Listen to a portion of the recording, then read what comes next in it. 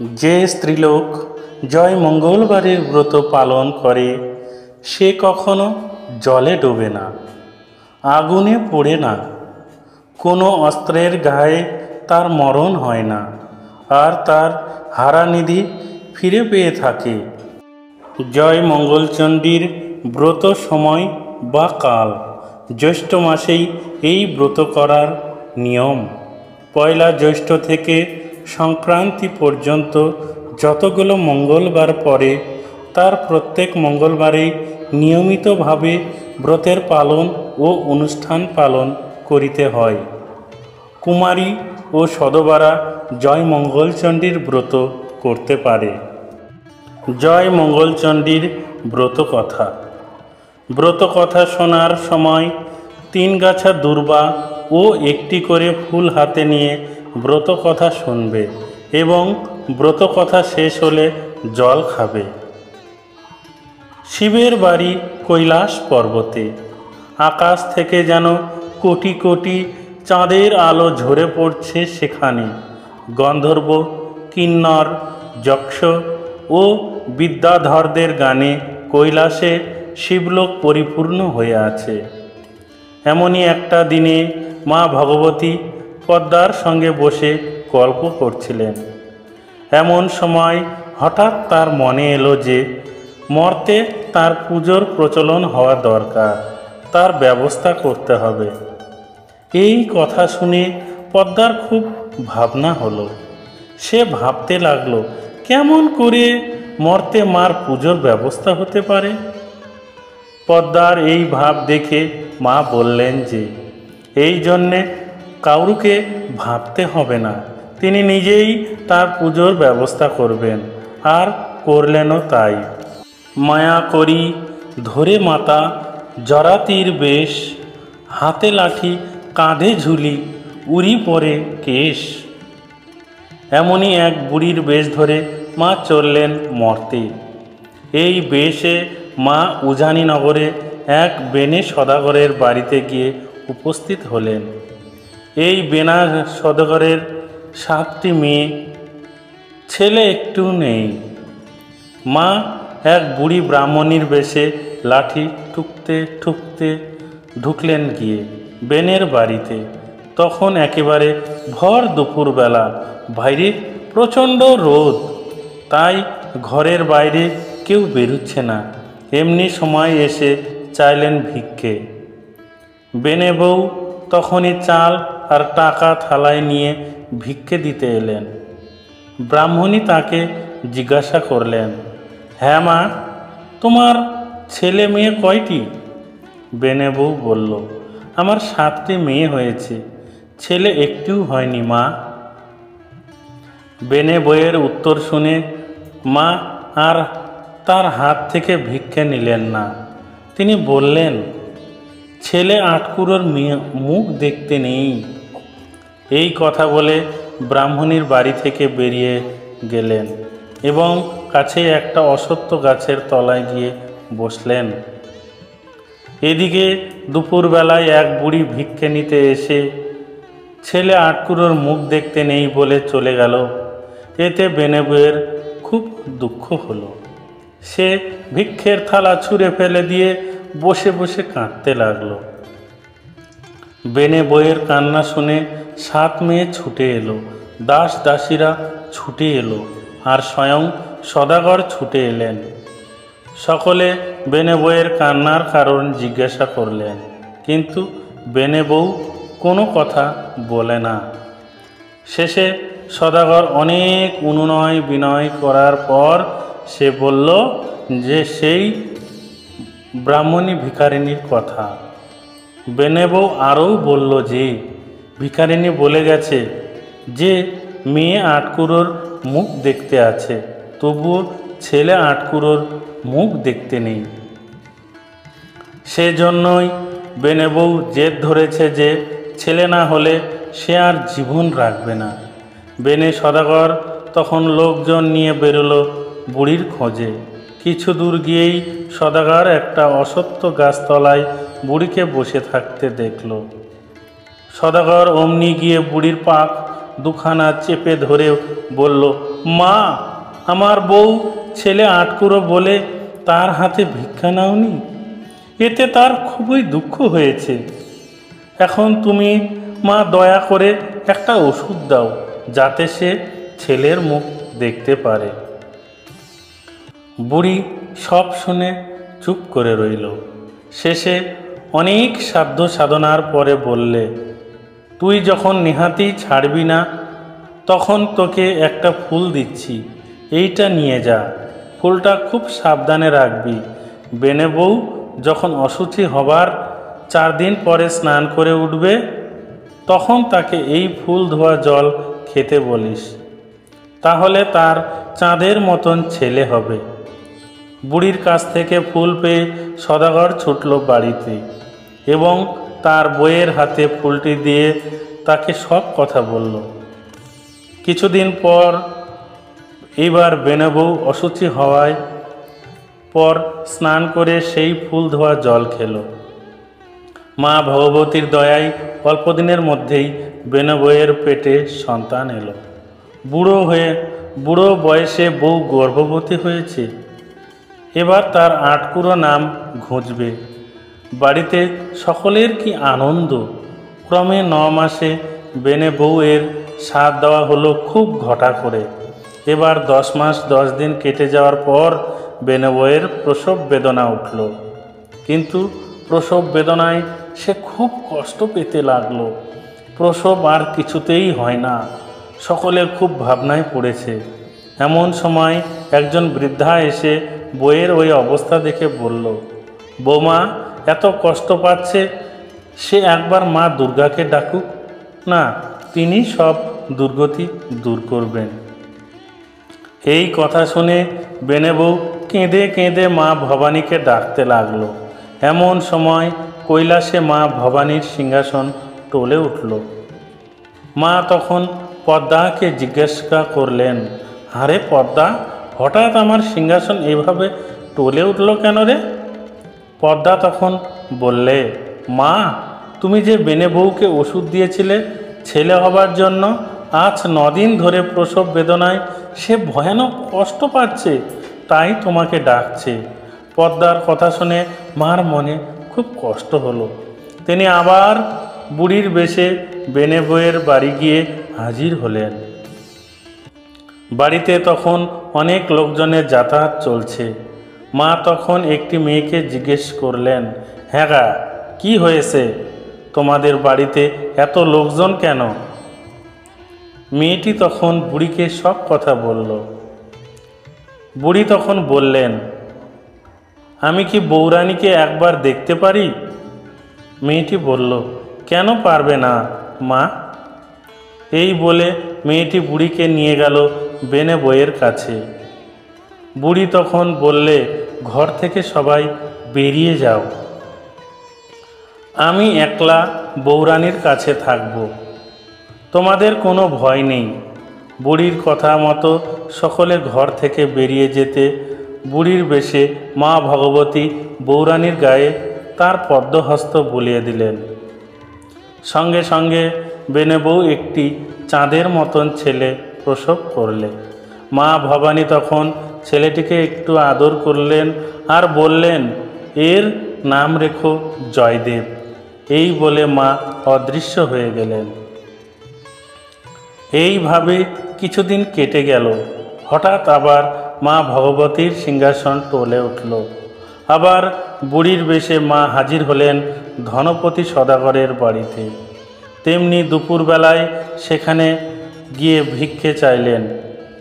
ধনপতির বউ তখনই থালায় ভরে চাল আর টাকা নিয়ে এসে বুড়িকে ভিক্ষে দিতে এলো।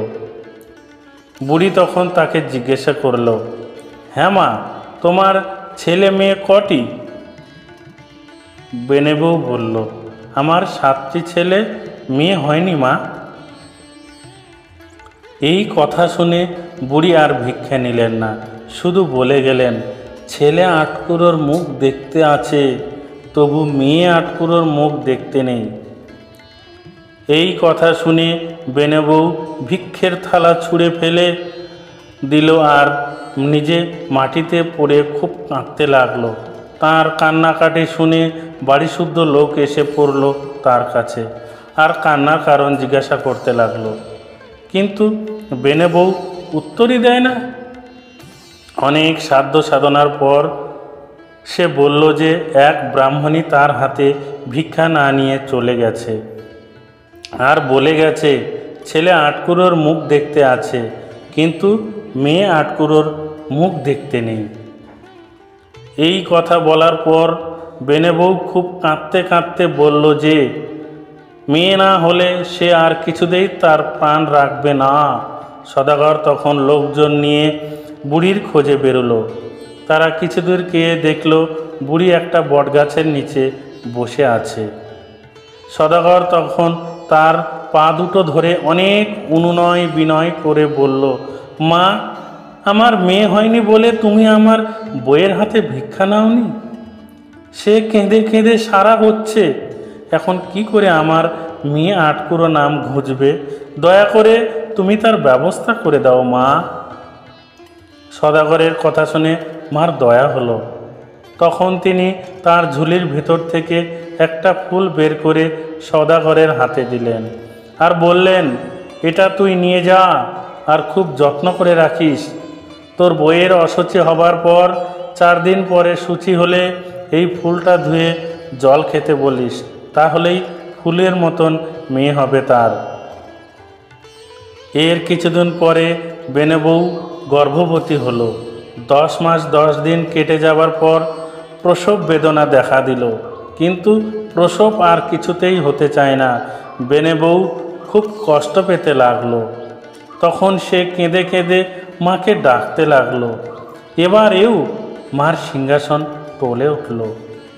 পদ্মা তখন মাকে বেনে বউয়ের কথা মনে করিয়ে দিয়ে বলল যে 4-5 দিন ধরে খুব কষ্ট পাচ্ছে সে। এই শুনে মা আর থাকতে পারলেন না, আবার বুড়ির বেশ ধরে চললেন বেনে বউয়ের বাড়ি। সেখানে পৌঁছে বাড়ির লোকের মতো নিয়ে বুড়ি গিয়ে ঢুকলো আতুর ঘরে।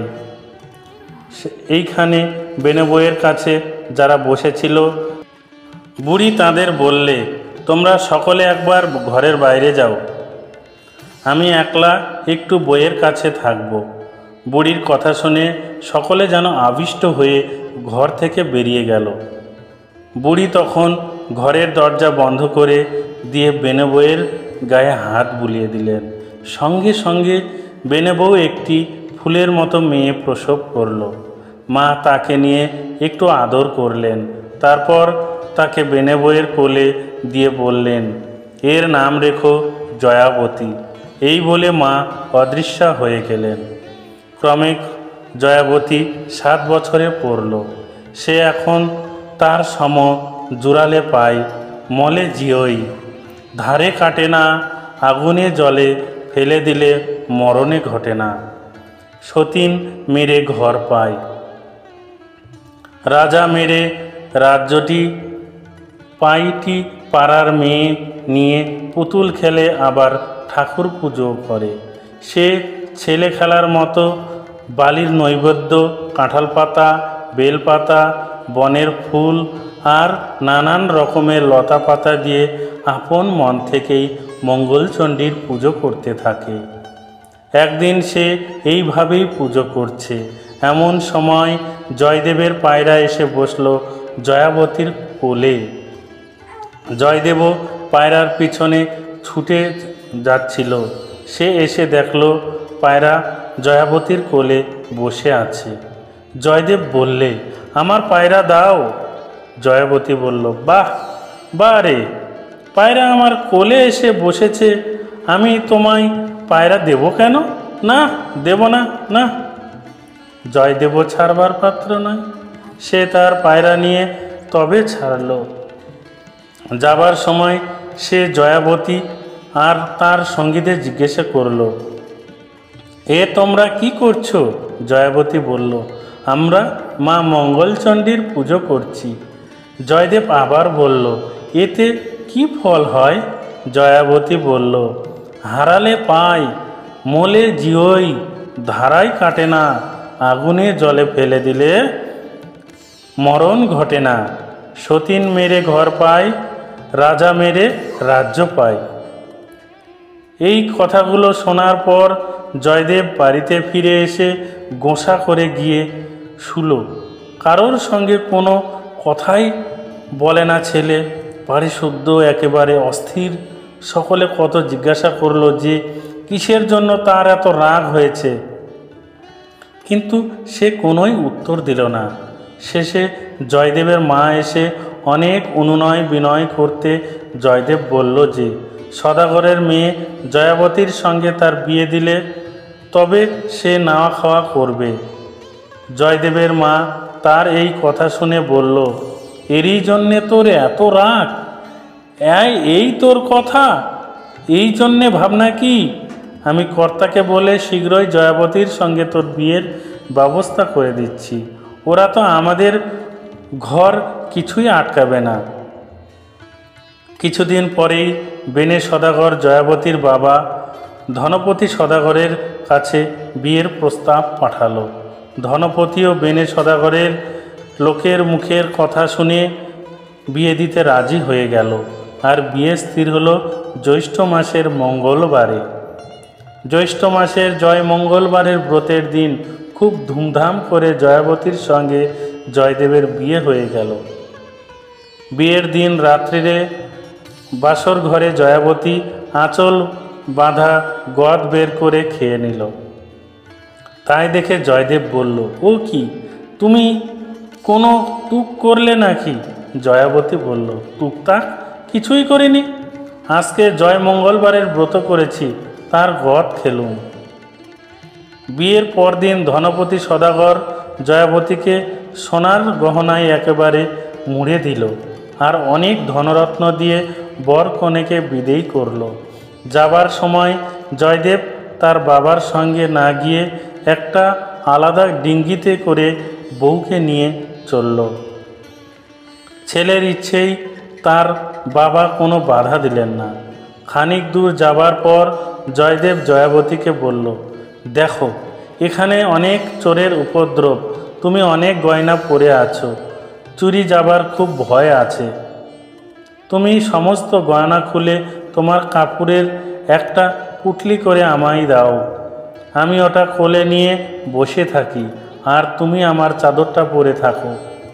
জয়াবতী তাই শুনে গহনাগুলোর একটা পুটলি করে জয়দেবের হাতে দিল। আর জয়দেব সঙ্গে সঙ্গে সেই পুটলিটা জলে ফেলে দিল। তারপরেই কৈলাসে মা ভবানীর আসন টলে উঠল।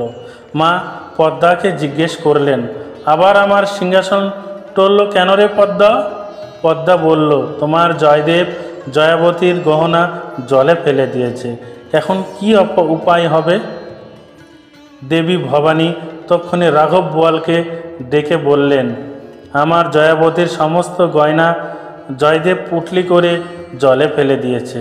তুমি পুটলিটা এক্ষুনি গিলে ফেলে পেটের মধ্যে রাখো, আর খাল বিল নদী ও পুকুরে যেখানে যত মাছ আছে তাদের ডেকে বললেন, কাল থেকে 3 দিন তোমরা সকলে গভীর জলের মধ্যে লুকিয়ে থাকবে।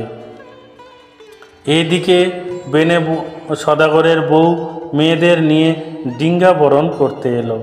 সকলে দেখল বইয়ের গায়ে একটা গহনাও নেই। সকলে বলতে লাগলো যে বইয়ের বাবা অত বড় মানুষ হয়ে মেয়েকে একখানাও গয়না দেয়নি, কি আশ্চর্য। যাই হোক, বেনে বউ নিজের ঘরের নানা রকম গহনা বউকে পরিয়ে বউ বরণ করলো আর তাকে নিয়ে ঘরে গেল।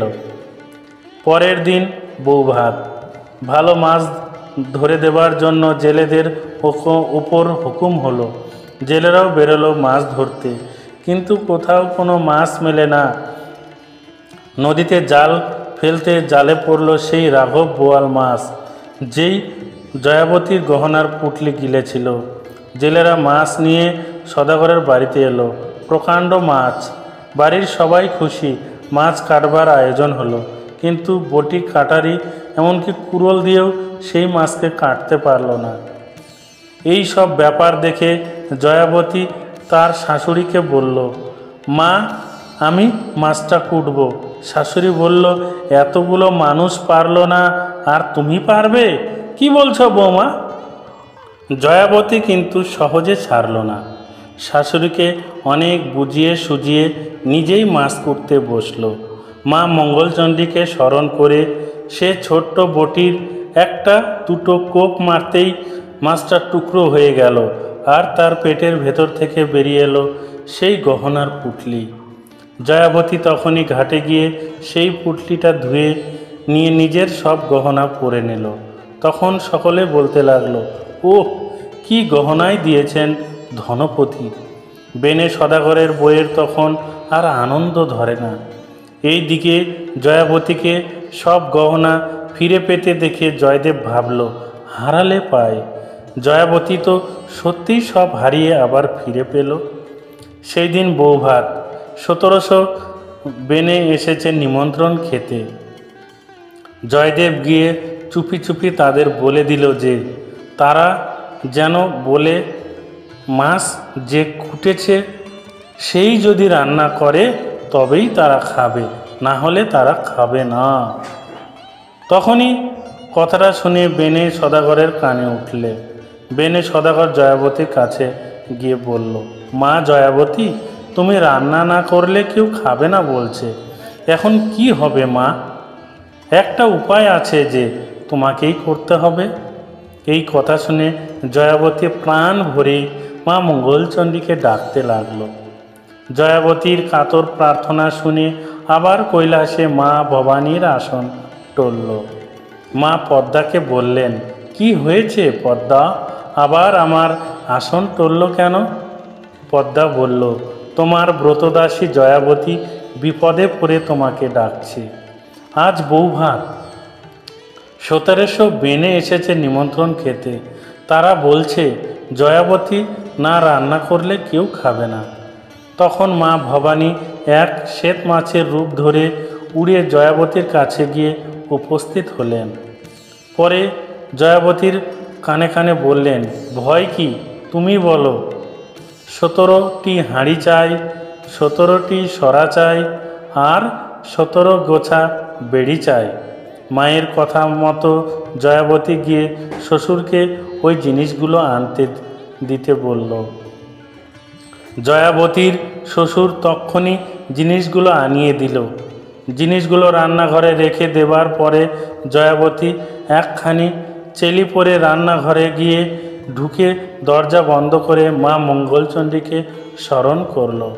মা অঙ্গুনি এসে বা তক্ষুনি এসে উপস্থিত হলেন। 17টা উনুন একসঙ্গে জ্বলে উঠল।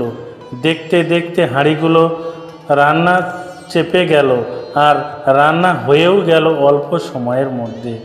মা তখন জয়াবতীর কাপড়ে আর পিঁড়িতে একটু হলুদ মাখিয়ে দিয়ে বললেন, এইবার গিয়ে বলো সব রান্না হয়ে গেছে। রান্না সেরে জয়াবতীকে রান্নাঘর থেকে বেরিয়ে আসতে দেখে এবং সব রান্না হয়ে গেছে শুনে বেনে সদাগরের বউ একেবারে আশ্চর্য হয়ে গেল। এখন তার আনন্দের অন্ত নেই।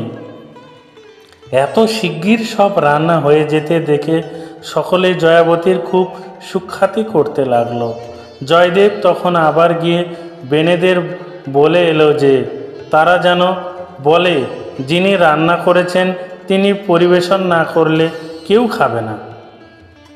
এই কথা শুনে বেনে সদাগরকে জানাবার পর জয়াবতীর শাশুড়ি গিয়ে জয়াবতীকে বেনেরা যে কথা বলছেন সেই কথাগুলি বলল। জয়াবতী আবার মাকে স্মরণ করতে মা মঙ্গলচণ্ডীও সঙ্গে সঙ্গে দেখা দিলেন এবং জয়াবতীকে বললেন, তুমি তোমার শাশুড়িকে বলো 1700 বেনে একসঙ্গে খেতে বসলে তুমি তাদের পরিবেশন করতে পারবে। তারপর তারা খেতে বসলে তুমি একখানা পাতে সব জিনিস দিয়ে দেবে, তাহলেই দেখবে সব পাতেই জিনিসগুলো পড়েছে। জয়াবতীর কথা অনুসারে বেনেরা সব একসঙ্গে খেতে বসলো, আর জয়াবতী একখানা পাতে সব জিনিস দিতেই জিনিসগুলো সব পাতেই গিয়ে পড়ল সঙ্গে সঙ্গে। বেনেরা সবাই খুব তৃপ্তি করে খেয়ে জয়াবতীরকে প্রাণ খুলে আশীর্বাদ করে চলে গেল। জয়াবতী বিয়ের পর 5-6 বছর কেটে যেতে জয়াবতী গর্ভবতী হলো। বেনে বউ খুব ঘটা করে সাথ দিল। গরিব দুঃখীকে অনেক দান করা হলো। শেষে 10 মাস 10 দিন পর ঘরে আলো করে ছেলে এলো জয়াবতীর কোলে। পাছুটের দিন ছেলেকে তেল হলুদ মাখিয়ে পিঁড়িতে শুয়ে দিয়ে জয়াবতী পুকুরে স্নান করতে গেল। এই ফাঁকে জয়দেব চুপি চুপি এসে ছেলেটাকে টুকরো টুকরো করে কেটে একটা হাঁড়ির মধ্যে ভরে তার মুখে সরা চাপা দিয়ে জলে ভাসিয়ে দিল। এইবার মা আবার পদ্মার মুখে শুনলেন যে জয়দেব এবার জয়াবতীর ছেলেকে টুকরো টুকরো কেটে একটা হাঁড়িতে ভরে জলে ভাসিয়ে দিয়েছে। না, তখনই শঙ্খচিল হয়ে একটা হাঁড়িটি তুলে নিয়ে গেলেন। তারপর কাটা টুকরোগুলো একটা পদ্ম পাতায় রেখে অমৃত কুণ্ডের জল তার উপর ছিটিয়ে দিলেন। ছেলেটি অমনি বেঁচে উঠল। তারপর জয়াবতী স্নান সেরে উঠবার সঙ্গে সঙ্গে ছেলেটিকে তার কোলে দিয়ে বললেন আর ডেকে তাকে বলে দিলেন, জয়দেব তার ছেলেটিকে কুচো কুচো করে কেটে জলে ভাসিয়ে দিয়েছিল। সে যেন জয়দেবের কাছ থেকে ছেলেটিকে খুব সাবধানে রাখে। জয়াবতী ছেলে কোলে নিয়ে হাসতে হাসতে বাড়ি ফিরে এলো। জয়দেব এতক্ষণ লুকিয়েছিল। এইবার ব্যাপার কি জানবার জন্য বাড়ির ভিতর ঢুকতেই ছেলেকে জয়াবতীর কোলে দেখে একেবারে আশ্চর্য হয়ে গেল। তারপর ছেলের ষষ্ঠী পুজোর সময় জয়দেব আবার ছেলেটাকে একলা পেয়ে তার ঘাড় ভেঙে পুকুর ঘাটে কাঠের নিচে পুঁতে রেখে এলো। এইবারেও মা মঙ্গলচণ্ডী পদ্মার মুখে এই কথা জানতে পারলেন। মা তখন জলদেবীকে ডেকে বললেন, আমার ব্রতদাসী জয়াবতীর ছেলেকে জয়দেব তুলে নিয়ে গিয়ে তার ঘাড় ভেঙে পুকুরের ঘাটের নিচে পুঁতে রেখেছে। জয়াবতী স্নান করে উঠলে ছেলেকে তার কোলে দিয়ে দিও। হ্যাঁ। জয়াবতী স্নান করে উঠবার পরে জলদেবী মার কথা মতো ছেলেকে জয়াবতীর কোলে দিয়ে দিলেন এবং বলে দিলেন, মা, জয়দেব তোমার ছেলেকে মেরে ওই কাঠির নিচে পুঁতে রেখেছিল। জয়দেবের কাছ থেকে ছেলেকে সাবধানে রেখো। জয়াবতী ছেলে কোলে নিয়ে খুব আনন্দে ষষ্ঠী পুজো করলো। এবারেও জয়দেব লুকিয়েছিল। পরে বাড়ি ঢুকেই দেখল জয়াবতী ছেলে কোলে নিয়ে বসে আছে। এইভাবে 6 মাস কেটে গেল। এবার ছেলের ভাতের সময় এলো। ছেলেকে ভাতের উপলক্ষে 1700 বেনের নিমন্ত্রণ খেতে এলো। নিমন্ত্রণ পেয়ে অনেক দূর থেকে লোক এলো বেনের সদাগরের বাড়িতে তখন চলল খুব আনন্দ উৎসব। ক্রমে এসে গেল ভাতের দিন। জয়াবতী ভাতের দিন ছেলেকে নাইয়ে খুইয়ে নানা রকম গহনা পরিয়ে রেখে গেল স্নান করতে। এইদিকে জয়দেব সুযোগ খুঁজছিল। এই ফাঁকে সে ছেলেকে তুলে নিয়ে গিয়ে কুমোরদের পোয়ানের ভেতর রেখে এলো। সেই দিনই আবার ছিল পোয়ানে আগুন দেবার কথা। সেই কথা মতো কুমোরেরা পোয়ানে আগুন দিল, কিন্তু আগুন ধরল না। তারা কত রকমের চেষ্টা করলো, কিন্তু আগুন কিছুতেই ধরাতে পারল না। এই দিকে কৈলাসে আবার মার আসন টলল। মা পদ্মাকে জিজ্ঞেস করলেন, ব্যাপারটা কী রে? পদ্মা বলল, আজ তোমার ব্রতদাসী জয়াবতীর ছেলের ভাত। সে ছেলেকে শুইয়ে রেখে গিয়েছিল স্নান করতে। সেই সুযোগে জয়দেব ছেলেটাকে তুলে নিয়ে গিয়ে কুমোরদের পোয়ানে রেখে দিয়েছে। পদ্মার মুখের কথা শুনে মা আবার এক বুড়ির ব্রাহ্মণের বেশ ধরে নেমে এলেন মর্তে। কুমোরেরা তখন অনেকজন মিলে পোয়ানে আগুন ধরাবার চেষ্টা করছে। মা কুমোরদের কাছে গিয়ে জিজ্ঞাসা করলেন, হ্যাঁ গা, তোমাদের এখানে এত ভিড় কিসের? কুমোরেরা বলল, মা, আমরা পোয়ানে কিছুতেই আগুন ধরাতে পারছি না। যতবার চেষ্টা করছি আগুন কিছুতেই ধরছে না। আমরা বুঝতে পারছি না ব্যাপারটা কি। মা তখন তাদের সরে যেতে বলে পোয়ানের ভিতর থেকে ছেলেটিকে বার করে নিয়ে এলেন। সঙ্গে সঙ্গে পোয়ানেও আগুন জ্বলে উঠল।